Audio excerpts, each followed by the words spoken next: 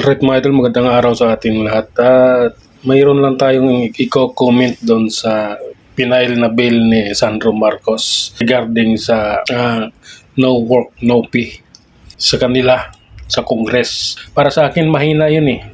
Mahina ang no work, no pay ni Sandro Marcos. Mas malakas ang no drug test, no pay. Mas okay ako doon.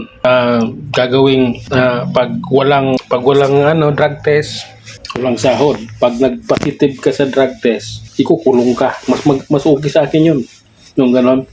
Kasi malamang sa malamang, si Sandro Marcos ay isang adik dahil adik yung kanyang mga magulang. Siyempre yung anak, adik din. Kaya mas malakas para sa akin ang no drug test, no pay. Diba? Pag nag-positive ka, ikukulong ka.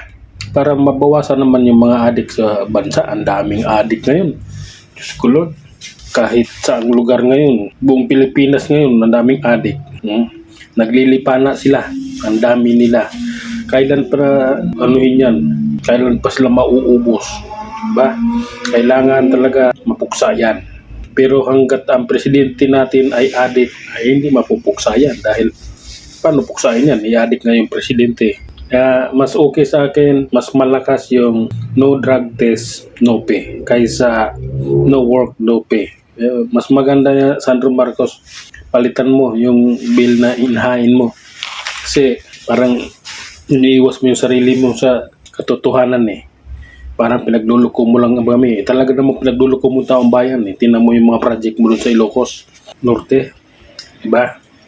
Hindi iniimbestigahan ni Vince Dizon dahil yung flood control project mo nag-collapse. Ayaw ni Vince Dizon makabangga ka. Kaya pinagluluko mo lang talaga ang taong bayan.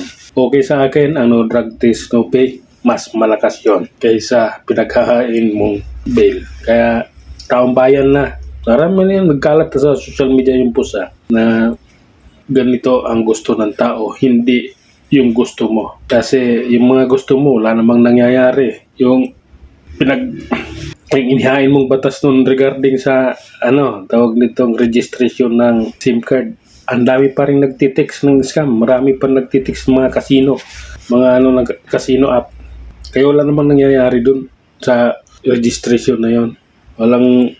Walang katuturan. Mas magandang manap ka ng ibang paraan o ibang bagay na yung may pakinabang. Yung makatotohanan naman, hindi yung panluloko sa aming taong bayan. Tandaan mo yan ha. Mas maganda ang no drug test, no pay. Tangina mo ka.